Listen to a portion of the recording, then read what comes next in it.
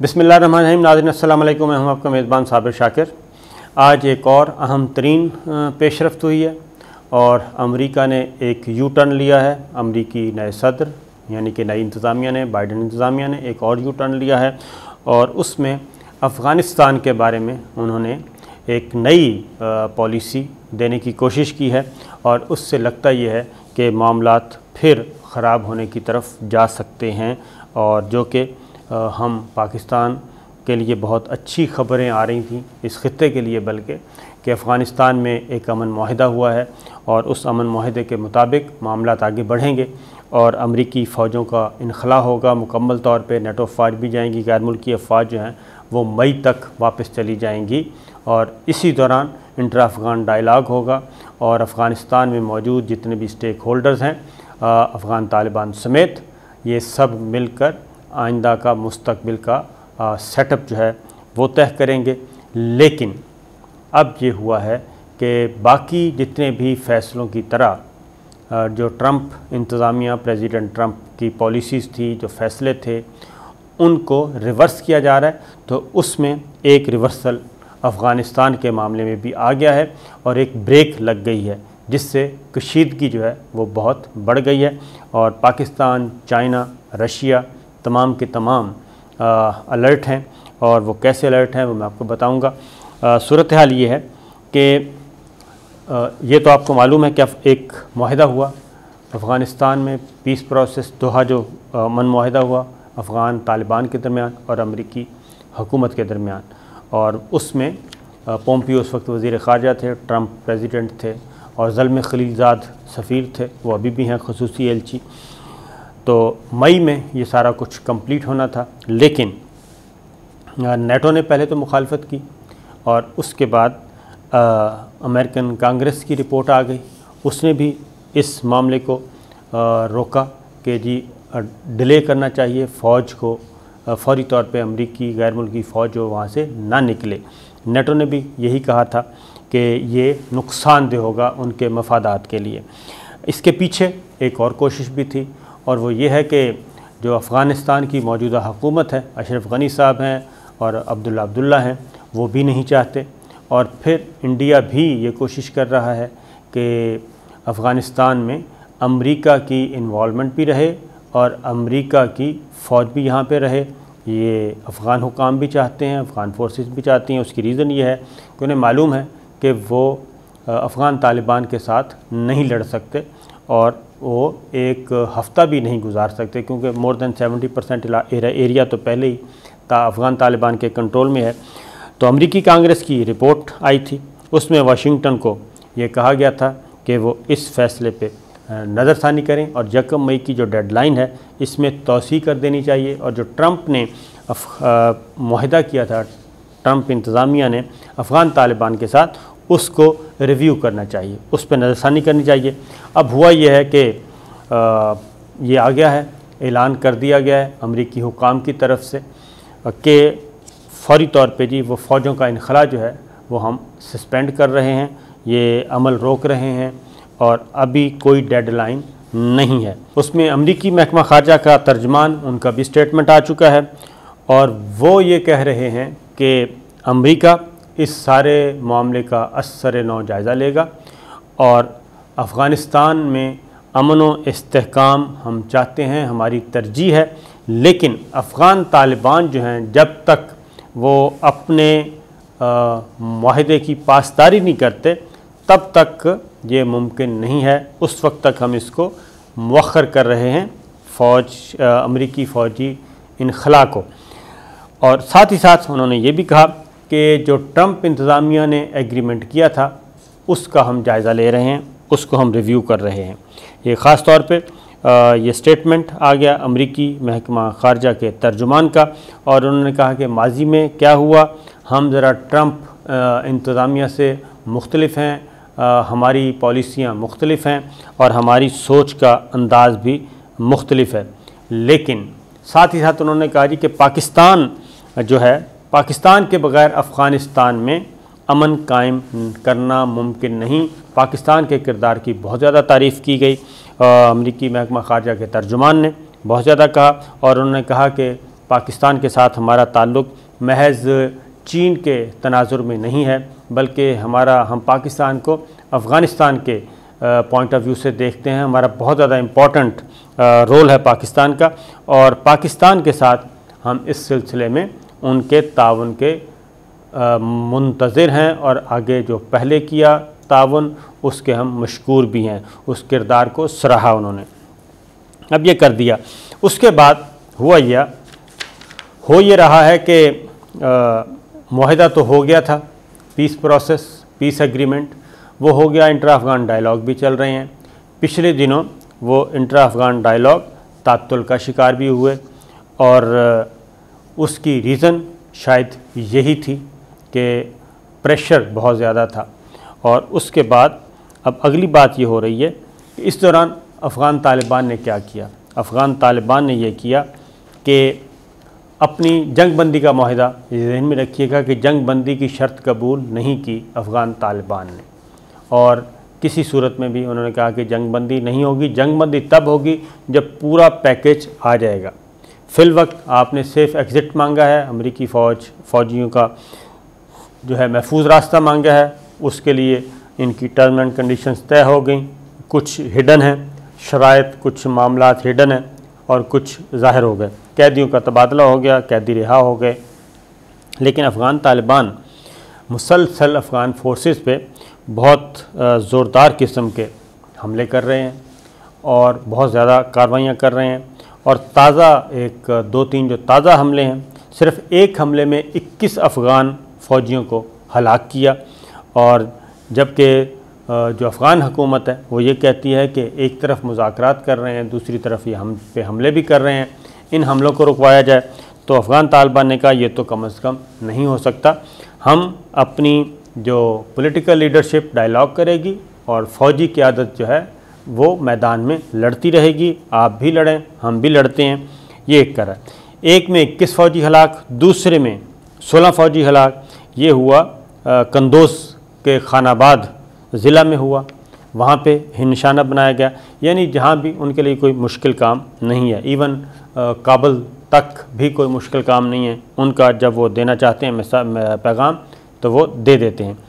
फिर ये सारी चीज़ें जो हैं ये मुतनब्बे करते रहे इनको अफ़गान तालिबान को, लेकिन उस पे अफ़गान तालिबान ने कोई तवज्जो नहीं दी। फिर एक और बात भी आई, और वो ये आई कि एक स्टडी ग्रुप है, द अफ़गान स्टडी ग्रुप, उन्होंने भी एक सिफारिश की थी और उन्होंने कहा था कि जो फ़ौजी इनखला है, मुकम्मल तौर पे गैर मुल्की फ़ौज का इनखला, उसको मुंसलिक कर देना चाहिए अफ़गान तालिबान की के हमलों से, कि हमले रोकें और उसके बाद फिर ये काम किया जा सकता है। लेकिन अफ़गान तालिबान ने अभी तक ये शर्त कबूल नहीं की। इसी तरीके से स्टडी ग्रुप ने एक और बात भी की कि मई की मुकर्रर तारीख तमाम अमरीकी और नेटो फ़ौज के इनखला के बाद अफ़गानिस्तान में खाना जंगी शुरू हो सकती है, जिससे ख़ित्ते में अदम तवाज़ुन का शिकार होगा और दहशतगर्द तंजीम अल-कायदा बहाल हो सकती है। ये सारी रिपोर्ट उनको वाशिंगटन को दी गई, जिसके बाद लगता यही है कि वाशिंगटन ने ये बात, नई वाशिंगटन इंतज़ामिया ने ये बात मान ली। लेकिन इस दौरान एक और बात भी आपको बता दूं कि अफ़गान तालिबान ने इसका फ़ौरी तौर पे रद्द अमल दिया और अफ़गान तालिबान कहते हैं कि जो बाइडन हुकूमत अगर अमन मुआहिदे से पीछे हटी तो फिर पहले से भी बड़ी जंग होगी और पहले से भी कहीं ज़्यादा ख़तरनाक और खूनी जंग होगी। अफ़गान तालिबान के तर्जुमान ने भी अपना बयान जारी किया और उन्होंने मुआहिदे की खिलाफ वर्जी का इल्ज़ाम मुस्तरद कर दिया और उन्होंने कहा कि अमेरिका में कायम होने वाली नई हुकूमत फरवरी 2020 में तय पाने वाले अमन मुआहिदे से पीछे हटी तो फिर बड़ी जंग होगी। और उन्होंने ये भी कहा कि अमरीकी सदर जो बाइडन की इंतज़ामिया को अमन मुआहिदे से दस्तबरदारी पर ख़बरदार करते हैं कि मुआहिदा का ख़ात्मा एक खौफनाक जंग का आगाज़ होगा। और बड़ा वाज़ेह तौर पे उन्होंने कहा, और ख़ास तौर पे वही अफ़गानिस्तान स्टडी जो ग्रुप है उसकी भी की गई। अफ़गान स्टडी ग्रुप के पीछे कौन है? अफ़गान स्टडी के ग्रुप के पीछे इंडिया है, मोदी है और अजीत डोवल है, क्योंकि सबसे बड़ी इन्वेस्टमेंट जो है वो अफ़गानिस्तान में इन्हीं की है। और उसकी एक और रीज़न भी ये है कि अफ़गान तालिबान जो हैं वो इस दौरान जब से पीस एग्रीमेंट हुआ है, अमन मुआहदा हुआ है, ये उसी तरह का ही इनके गले की हड्डी बनेगा जैसा कि ईरान के साथ जो इन्होंने मुआहदा किया था 2015 में, जौहरी अदम फैलाव का मुआहदा।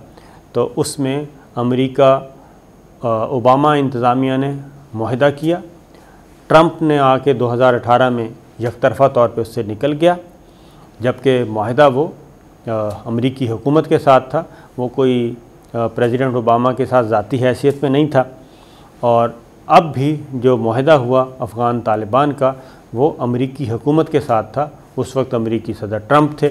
और अब जो बाइडन है तो वो भी प्रेसिडेंट ट्रंप के साथ कोई ज़ाती हैसियत में मुआहदा नहीं हुआ था अफ़गान तालिबान का। और पोम्पियो ने जो दस्तखत किए थे वज़ीर ख़ारजा ने, अमेरिकी वज़ीर ख़ारजा ने दोहा में, वो भी कोई ज़ाती हैसियत में नहीं किए थे, वो अमेरिकी में वज़ीर ख़ारजा ने किए थे। तो इसलिए अफ़गान तालिबान ने ये बात मानने से ही इनकार कर दी है। इधर अमन मुआहदा हुआ, उसके बाद अफ़गान तालिबान का डेलीगेशन जो है, उनकी पॉलिटिकल लीडरशिप वो रशिया का विज़िट कर चुकी है, ईरान का विज़िट कर चुकी है, पाकिस्तान का विज़िट कर चुकी है और चाइना के साथ राब्ते में है, तुर्की के साथ राब्ते में है और कतर में तो है ही है, सऊदी अरब, इन सब ममालिक के साथ वो राब्ते में है और अपनी सफारतकारी उन्होंने जारी की हुई है, जारी रखे हुए है। अब इसमें ये अगर मुआहदे से पीछे हटते हैं तो यकीनन अखलाकी तौर पे तो जवाज़ उनके पास नहीं होगा।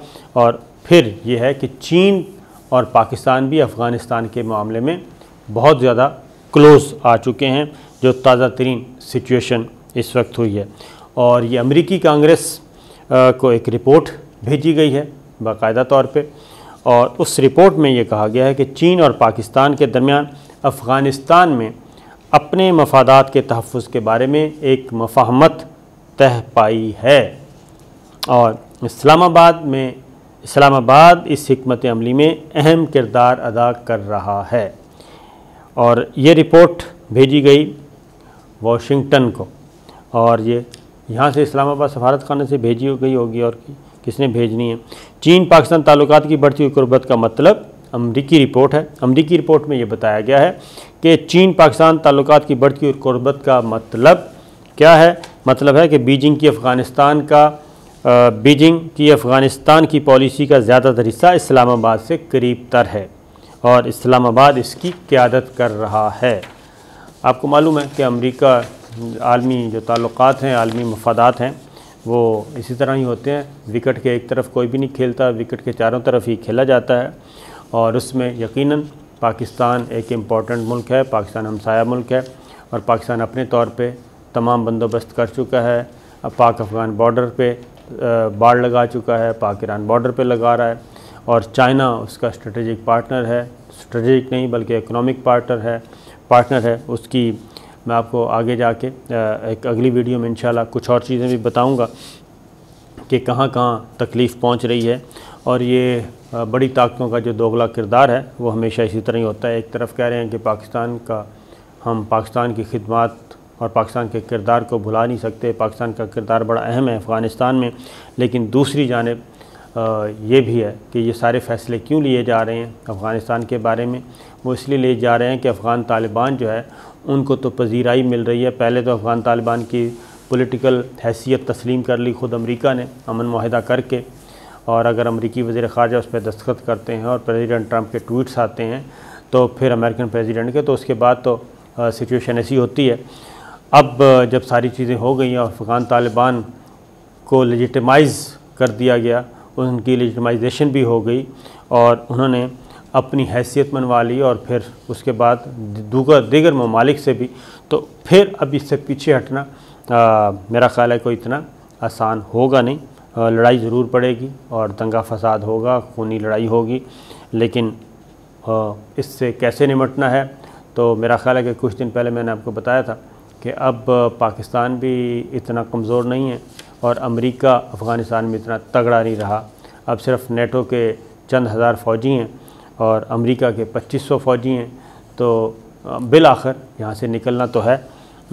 उसके बाद अभी इसी रिपोर्ट के पीछे अब ये सारा इसी तनाजुर में देखा जा रहा है, क्योंकि यहाँ पे जो सबसे ज़्यादा मसला है इस रीजन में वो है इंडिया को, और किसी को नहीं है। और इंडिया इस वक्त उनका है फ्रंटमैन, बगल बच्चा गोद में बैठा अमेरिका की, तो उसी को मसला है, वही ये सारी रिपोर्ट्स तैयार कर रहे हैं। और दूसरा बड़ा मसला जो अफ़गानिस्तान में कमज़ोर हुकूमत है अशरफ गनी साहब की, उनको है। इसलिए अजीत डोवल विज़िट करके आए थे, तो अफ़गानिस्तान की इतनी कैपेसिटी नहीं है कि वो यहाँ से अफ़गान स्टडी ग्रुप तश्कील दिया जाए और वो यहाँ से रिपोर्ट्स भेजें। तो ये बात नहीं है, उनको सारों को चला कोई और रहा है, सामने जो है वो चंद अफ़गानी हैं। तो ये थी सिचुएशन, लेकिन देखते हैं कि आने वाले दिनों में मज़ीद क्या होगा। सूरत हाल काफ़ी गंभीर है, लेकिन अल्लाह ताला से दुआ है कि अल्लाह ताला करम करे, और जो हक़ पर हैं ज़ाहिर है अफ़गानिस्तान में अफ़गानियों ने तो हमला नहीं किया था, अफ़गान तालिबान ने तो हमला नहीं किया था, जिन्होंने किया था उन्होंने अमन मुआहदा किया। तो देखते हैं आने वाले दिनों में क्या होता है। इजाज़त दीजिए, अल्लाह हाफ़िज़।